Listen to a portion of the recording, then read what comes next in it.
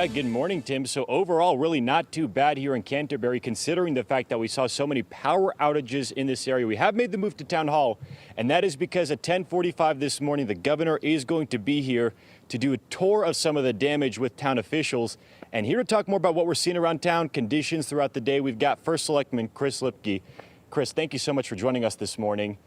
As we were talking about, really dodged a bullet with this one. Things not too bad around town, right? Yeah, well, in terms of power outages, we were at about 100% without power yesterday. But you look around, you don't see a lot of significant damage, which is good. And Eversource has been working hard to restore. We're down to about 500 outages now. And the predictions are most people will be back up and running by late this afternoon, which would be nice to get everybody energized again. So, yeah, when you see that many outages, you think you're going to see a lot more damage, but still it's significant. Yeah, that is definitely some good news about the damage that we're seeing around town. We were on Cemetery Road, seeing some damage there. As you kind of take an understanding of the damage that was seen from yesterday, what are we seeing? We saw down tree there, some down power lines. What else is left around? Yeah, well, down trees, a lot of down trees, a lot of down power lines. We now have some road closures that DPW has been working with Eversource on since this morning, and that list keeps on changing as it stands now. I think they have most everything open up in town, which is great.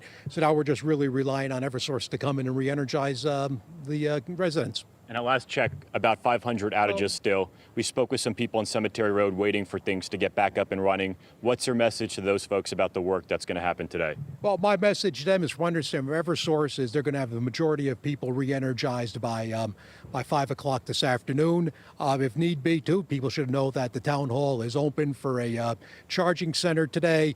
We have restroom facilities. We have public access Wi-Fi so folks can come down and avail themselves of that. And we have water available, which is not potable, but it's good for home purposes as well as livestock. If you have any animals you have to water. Yeah, good information. And coming up at 10:45, we mentioned this, the governor's going to be here. What is that visit going to look like? What are you going to show him? Well, hopefully we'll get the governor out there, show him some of the damage that we had. Also, we know we have a lot of Eversource crews on the ground, too, so you can get a chance to see how that restoration work is going as well. Gotcha. And as we wrap things up, how's the rest of the day looking? What's the work going to look like?